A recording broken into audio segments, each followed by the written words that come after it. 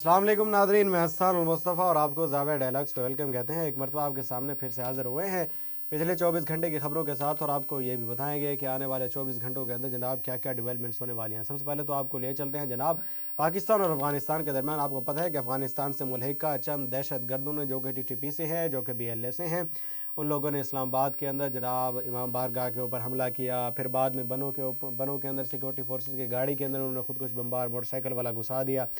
जब ये सब किया तो पाकिस्तान ने जनाब दोबारा कहा कि नहीं पैंट इदा हो नहीं चलेगा। पाकिस्तान ने जनाब जाकर अफगानिस्तान में बमबारी शुरू कर दी और दहशत गर्दों के 7 मकामात पर, खोस्त में, नंगरहार में, वहाँ जाकर जनाब बमबारी ठोकी और वहाँ पर 80 दहशत गर्द जो है उनको वासिले जहन्नम किया। उसके बाद जनाब सिक्योरिटी फोर्सेज ने पेशीन में इंटेलिजेंस बेस्ड ऑपरेशन के दौरान खुदकुश हमलावर समेत फितन खारिज के 5 दहशत गर्दों को हलाक करके भारी मिकदार में असला व गोला बारूद जनाब बरामद कर लिया है। ISPR के मुताबिक ये दहशत गर्द मुताद तकरीबी कार्रवाइयों में मुलव्वस थे और उनके खिलाफ बिला इम्ताज कार्रवाइयाँ जारी रहेंगी। इस कामयाबी पर सदर ममलिकत आसिफ अली जरदारी और शहबाज शरीफ ने फोर्सेज को खराज तहसीन पेश किया। सदर जरदारी का कहना था, भारतीय प्रॉक्सी फितन खारिज के खिलाफ कामयाब ऑपरेशन कौमी अज़्म की अक्कासी है, जबकि वज़ीर आज़म ने अज़्म ज़ाहिर किया कि हम मुल्क से हर किस्म की दहशत गर्दी के मुकम्मल खात्मे के लिए पुरअज़्म है और पूरी कौम अपनी पाक अफवाज के साथ खड़ी है। पाकिस्तान की रियासत ने, स्टेट ऑफ पाकिस्तान ने, पाकिस्तान की सिक्योरिटी इस्टेब्लिशमेंट ने ये तय कर लिया है कि अब दहशत गर्दों को मज़ीद नहीं चलने दिया जाएगा, और अगर दहशत गर्द अफ़गानिस्तान से आते हैं तो उनको भी वहीं अफ़गानिस्तान में जाकर उनका मक्कू जनाब ठप्पा जाएगा। इसके अलावा जनाब जहां पर दहशतगर्दी की बात हो रही है तो वहीं पर DHQ कोहाट में तैनात CMO chief medical officer doctor Mahwish को शाम की ड्यूटी से वापस आते हुए अस्पताल से सिर्फ 200 मीटर के फासले पर गोली मारकर शहीद कर दिया गया। उनकी ड्यूटी होती है जनाब, ड्यूटी होती थी, अब तो वो दुनिया में नहीं रही। डॉक्टर महवेश, उनकी ड्यूटी होती थी 2 से रात 8 बजे तक। रात 8 बजे जब वो जा रही थी और रिक्शे में बैठी और वहीं पर जाकर उनको जनाब मार दिया गया। हम कभी कभार सुना करते थे कि सिंध के अंदर मसाजिद से निकलते हुए लोगों को सरेआम गोलियों से भून दिया जाता था, लेकिन आज वो KPK के अंदर है, अलबत्ता सिंध के अंदर थम चुका है। KPK के अंदर कब थमेगा ये हम जनाब इसका इंतज़ार कर रहे हैं, और KPK की आवाम कुर्बानियाँ दे दे के अब थक चुकी है। इसके अलावा जनाब थोड़ा सा पॉलिटिक्स की तरफ भी आते हैं। शहजाद अकबर साहब, जो कि मुशीर रहे इमरान खान साहब के, वो कहते हैं कि इमरान खान के अमेरिका से कुछ दोस्त आए, यानी कि जब इमरान खान साहब की गवर्नमेंट थी, और कहा कि अमेरिका में आपको अपना बंदा सफ़ीर लगाना चाहिए क्योंकि वहाँ की, यानी कि अमेरिका की स्टेट में आपको कोई नहीं जानता। अब शहजाद अकबर साहब कह रहे हैं कि अमेरिका से इमरान खान साहब के कुछ दोस्त आए, और वो कहते हैं मुश्तरका दोस्त थे, शहजाद अकबर साहब के भी दोस्त थे, वो कहते हैं वो आए पाकिस्तान के अंदर और उन्होंने इमरान खान साहब से मुलाकात की और उन्होंने ये कहा कि जनाब इमरान खान साहब, आपका पूरी दुनिया में नाम है, लेकिन अमेरिका की जो स्टेट है वो आपको बिल्कुल जनाब नहीं जानती। उसके लिए क्या करना चाहिए, आपको एक बंदा अपना सफ़ीर लगाना चाहिए। और जब इस हवाले से मुशावरत हुई तो हमने उन्हें कहा कि अलीमा खान, यानी कि इमरान खान साहब की बहन को सफ़ीर लगाया जाए, तो इमरान खान ने कहा कि ये क्या बेवकूफ़ाना आइडिया है। इसका मतलब ये है कि इमरान खान साहब ये समझते थे कि अलीमा खान साहिबा को अमेरिका का सफ़ीर लगाना क्या ही बेवकूफ़ाना आइडिया है।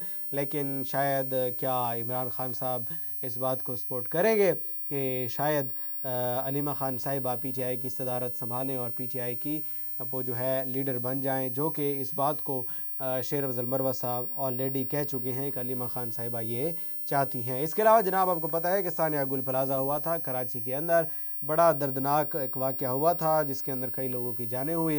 अब जो है उसके लिए कायम किया गया था एक जुडिशल कमीशन। अब उसने इंक्वायरियाँ स्टार्ट की, तो इंक्वायरी की जनाब रिपोर्ट्स जो हैं वो आ रही हैं, उसके अंदर काफ़ी सारे नए इंकशाफात हुए हैं। अब क्या इंकशाफात हुए हैं वो आपके साथ सामने रखते हैं।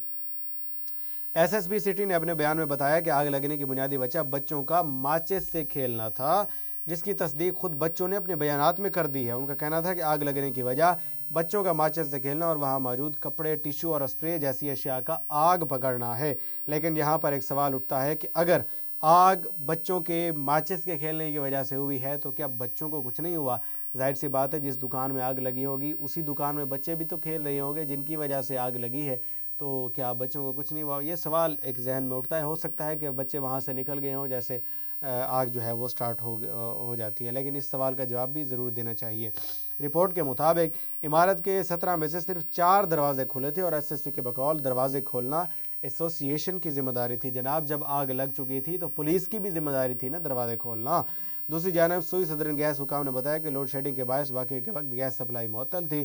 اس پر جسٹس آغا فیصل نے ریمارکس دیے کہ پہلی بار لوڈ شیڈنگ کا فائدہ ہوا ورنہ نقصان زیادہ ہو سکتا تھا. چیمبر آف کامرس کے مطابق اب تک 786 متاثرین دکانداروں کے کلیمز منظور کیے جا چکے ہیں، جبکہ میونسپل کمشنر نے زمین کے 1884 سے اب تک کی قانونی لینڈز کی منتقلی کی تفصیلات کمیشن کے سامنے جناب پیش کی ہیں. اب ذرا یہاں پر ایک اور بات بھی نوٹیبل ہے. وہ نوٹیبل بات یہ ہے کہ جس وقت آگ لگی وہاں پر جناب اس وقت بجلی نہیں تھی، لوڈ شیڈنگ تھی. اگر لوڈ شیڈنگ وہاں پر نہ ہوتی اور بجلی ہوتی تو شاید اس سے بھی زیادہ نقصان ہو سکتا تھا. اس کے علاوہ جناب اسی کے اوپر بات کرتے ہوئے میرے جماعت اسلامی کراچی منم ظفر نے شہر کی ابتر صورتحال پر حکومت کو کڑی تنقید کا نشانہ بنایا اور کہا کہ گل پلازہ جیسے متعدد حادثات حکومتی نااہلی کا نتیجہ ہیں اور ایک ماہ گزرنے کے باوجود جانی نقصان کا تعین نہیں ہو سکا.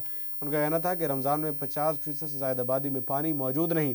اب تو عدالت بھی کہتے ہیں کہ ٹینکر کے ذریعے نہیں بلکہ نلکوں کے ذریعے پانی جناب دیں. اس کے علاوہ جناب آپ کو پتہ ہے کہ کلینیکل سائیکالوجسٹ ڈاکٹر نبیہہ جن کی شادی ہوئی تھی اور انہوں نے شادی میں مبینہ طور پر 40 کلو سونا جو ہے وہ پہنا تھا. شاید میرا ویٹ بھی 40 کلو ہوگا تو میرے ویٹ جتنا انہوں نے سونا جناب پہنا تھا مبینہ طور پر. ان کے حوالے سے جناب ان کی شادی ہوئی تھی اور اب شادی کے اندر کافی دراڑیں آ چکی ہیں، تو وہ فیض علی کے شو کے اندر آئے ہوئے تھی. وہاں پر انہوں نے رونا پیٹنا شروع کر دیا. اب انہوں نے کیا گفتگو کی اور کیا وجہ بنی ان کی شادی کے ٹوٹنے کی وہ آپ کو بتاتے ہیں.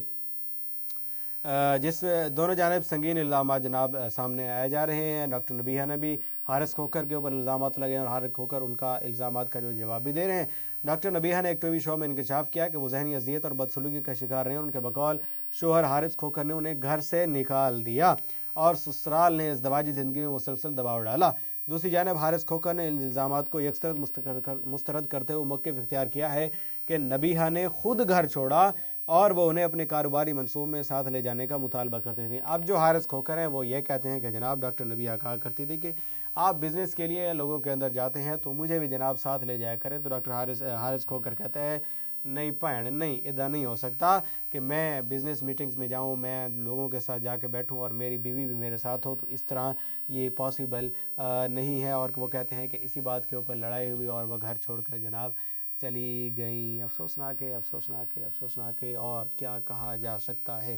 اس کے علاوہ جناب جہاں پر ڈاکٹر نبیہہ اور حارث کھوکھر کا معاملہ ہے اور مجھے حیرت ہوتی ہے ان ٹی وی شوز کی اینکرز پرسن کے اوپر. میں ظاہر سی بات ہے سب جانتے ہیں، میں فضا علی صاحبہ کو ریکویسٹ کروں گا کہ جناب یہ کیا ڈرامہ تھا. آپ اس میں ایکٹنگ کرتے ہوئے نظر آ رہی ہیں اور صاف نظر آ رہی ہیں اور شاید ایکٹنگ سے زیادہ اوور ایکٹنگ کرتے ہوئے نظر آ رہی ہیں. تو میرے خیال سے میڈیا کو اس طرح کی چیزیں دکھانی بھی نہیں چاہیے. مطلب جو آئے اپنے گھر کے معاملات ڈسکس کرے آئے اور پورے ملک کو تماشا بنائے اور چلا جائے. مطلب یہ کوئی عقل مندی والی بات نہیں ہے. اپنے معاملات گھر تک رکھیں.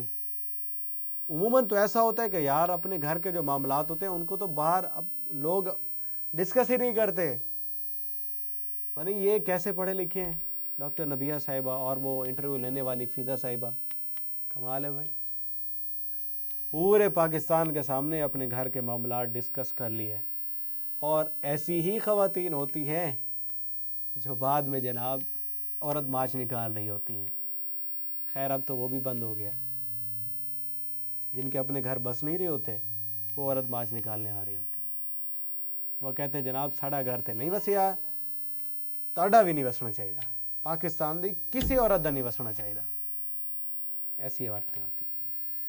اسی حوالے سے جناب قومی کرکٹر ہیں عماد وسیم، انہوں نے اپنی سابق اہلیہ ثانیہ اشفاق کی جانب سے عائد کردہ الزامات کو بے بنیاد قرار دیتے ہوئے انہیں قانونی نوٹس جناب ارسال کر دیا ہے. ایڈوکیٹ عالیہ زرین عباسی کے مطابق میڈیکل ریکارڈ حاصل کر لیا گیا ہے جو اس بات کی تصدیق کرتا ہے کہ زبردستی اور یار کیا بات کریں اس کے اوپر.